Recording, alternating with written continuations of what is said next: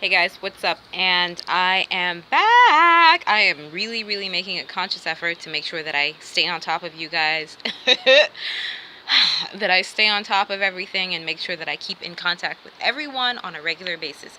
Having said that, today we are going to discuss something that I'm very passionate about, guys. I'm sorry for the halo that you see here. I really need to go and wash my hair, and I just made a conscious effort to make myself pretty so that I can be on YouTube, because it's not always easy. Anyways, so today's video is going to be about, so the last time we spoke, we talked about personal development in terms of the beliefs and values system that you have. What I find has been coming up a lot with the clients that I've been talking to recently is, I think really beliefs and values is really where it's at for people, and determination and focus. Let's talk a little bit about focus.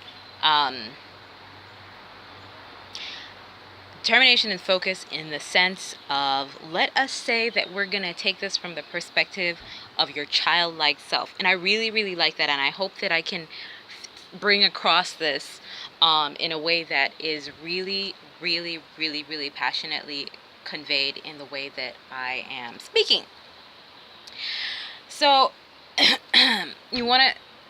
there are 4 levels of happiness, right? There is the happiness at a very basic level that has to do with how you feel about yourself, basic things like, what kind of favorite foods you have, what kind of favorite music you listen to, favorite color, that everything that ignites a very basic level of happiness in you, that's temporary, permanent, and very easy to find. So that's the first level of happiness. And then we have something that I like to call, second level of happiness, which has something to do a little bit more intimately with competition, your capabilities, the things that you can achieve, and always pushing yourself to achieve those things in comparison to other people, and knowing that you are successful.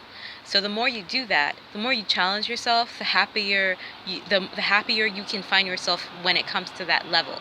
The thing is that there's always going to be someone greater, better than you, and you have to be in a comfortable place and space to know that it's going to happen, and you're okay with the happiness that you have in your own life.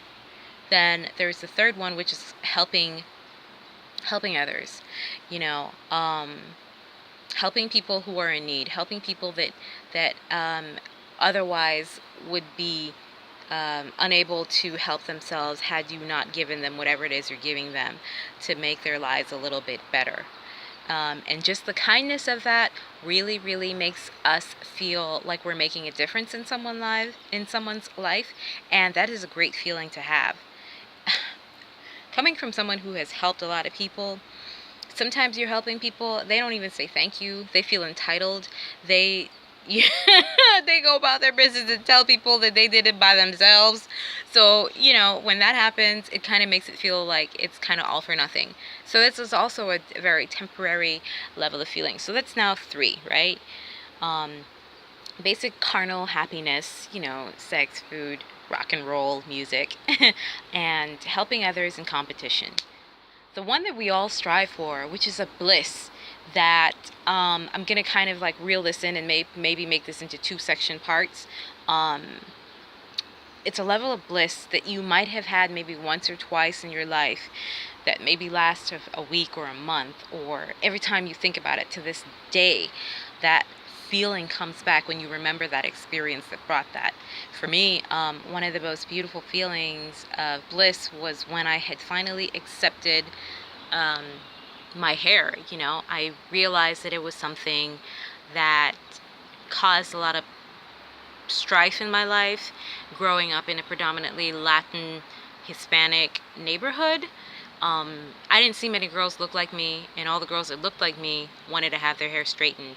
And so me figuring out and learning how to take care of my own hair and make it look beautiful, and not accepting it, but really celebrating its beauty and difference, was really where it was at for me. And I remember that day clearly, where I just cut it all off, all the new growth I had cut off all the perm and just let the new growth in, and it was short. And this was back when long hair was the thing, and I had this short cut. I was just like, you know what? I don't really care.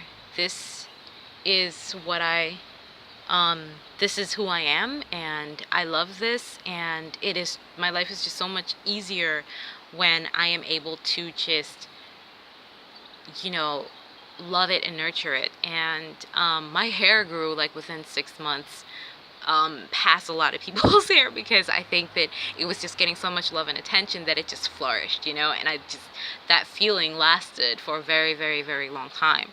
And it was because I was able to overcome something that I had difficulty and had struggled with for a very, very long time, because I had internalized a lot of negative beliefs about the way my hair looked versus what people thought it was supposed to look like. And that was very ongoing, and having children has really helped that, which leads me to my next point. When I had my first child, words cannot describe the feeling I had when I first held her in my arms. You know, I have 2 children now, and both those experiences, the first couple of hours when you hold that child in your arms, and it's like the world has just stopped.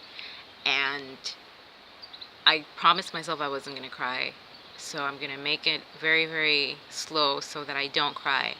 And you just feel so grateful and thankful and overjoyed and so relieved, and so it's just a bunch of feelings just mixed up in one. And you just want to do whatever it takes, not your best, but whatever it takes to make the world a better place, because you're overflowing and overjoyed with so much love for this little tiny human being that you feel like you can do anything. And I know that a lot of women can identify with this, because it's such hard work bringing a child into the world naturally. It's such hard work, and then you realize as the child grows older how much more work is being put into it, and the labor seems like nothing. But that process of bringing forth life is just such a beautiful experience that, you know, I treasure that feeling all the time, and it makes me identify so much with how my mom must have felt, having to gone through that experience 5 times over. And then you look at them grow up, you know. When I remember, like just today actually, and almost every day I hone in on that feeling, and I enjoy and I breathe in that experience of having the reminder right in front of me of being a child. And that's why I want to kind of say that this video is going to be about your childlike self, because developing your childlike self is really where it's at in terms of having bliss. I'm talking the highest form of happiness ever. If you look at children, they are so wise beyond their years, because they understand what it means to focus, because focus means that I learn how to walk, I learn how to take care of myself, I learn how to speak, I learn how to interact with the world around me. And nothing is more important than those goals. And so every single day, like my daughter, she walks up and down the stairs, and she climbs up on stuff, and she falls. You know, she doesn't get on the phone and say, "Who made this fucking chair? I'm gonna sue their ass because I fell off of this chair. This shit is dangerous and it is gonna kill me, and the person that made this needs to go to jail." No, she's like, "All right, so that time I fell.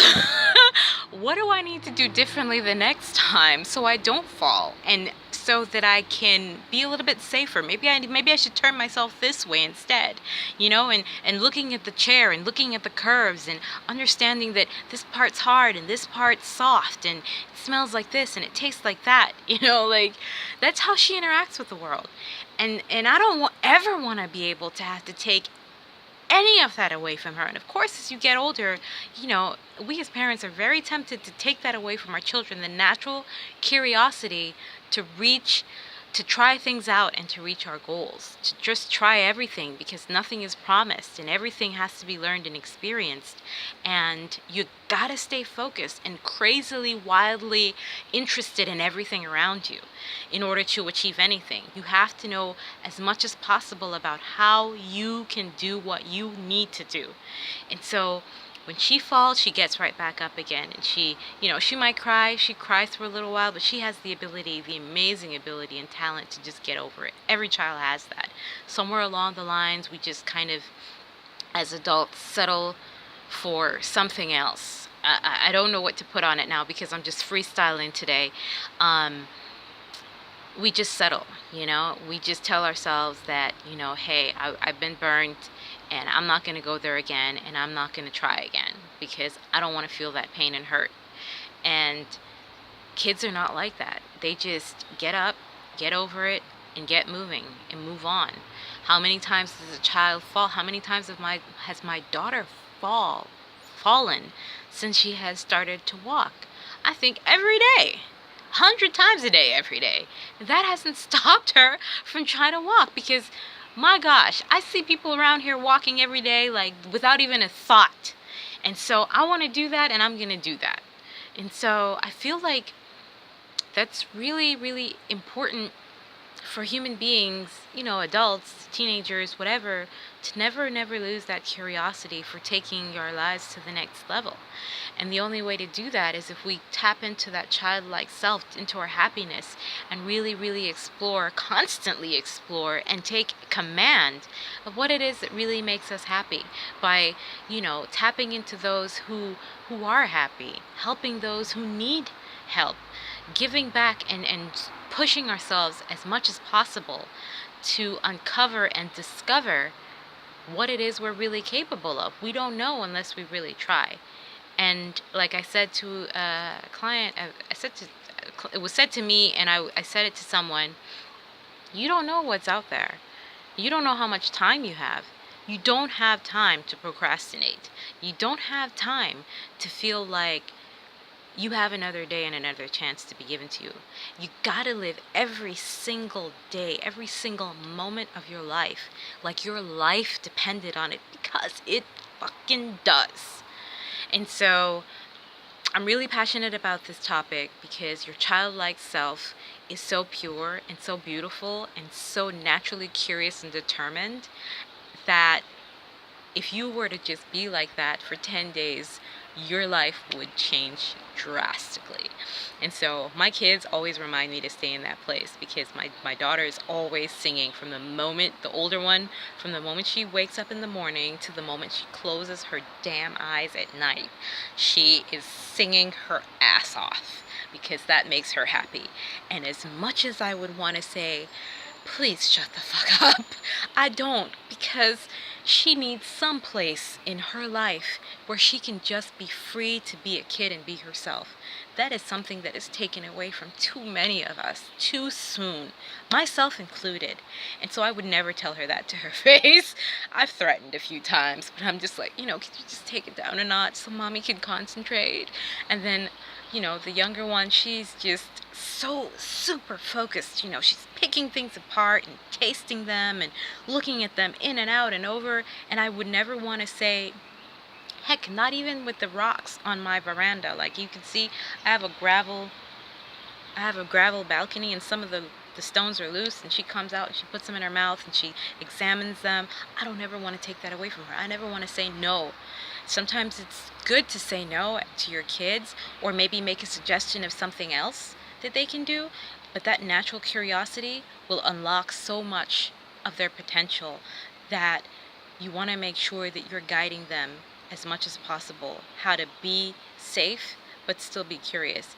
And so be your childlike self. Be curious.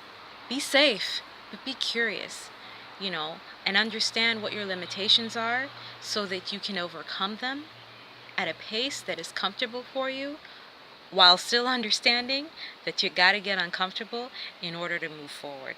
So I love you guys so much, and keep the comments coming, good and bad. I care and I don't care. I'm comfortable with me, and so no one's going to stop me from being me. But if you have any questions of anything that I can help you with, I'm really, really more than willing to answer on YouTube or on Facebook or on Twitter.